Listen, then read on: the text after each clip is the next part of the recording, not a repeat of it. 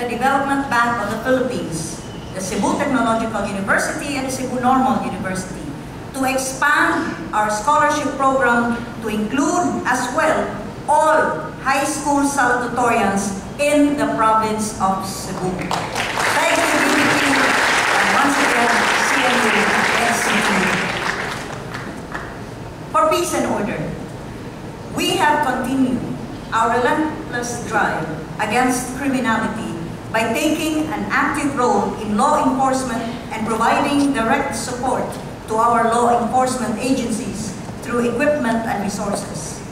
As a result of our anti-insurgency drive, 91 communist rebels have surrendered and rejoined society, and the province of Cebu has maintained its status as 100% insurgency-free.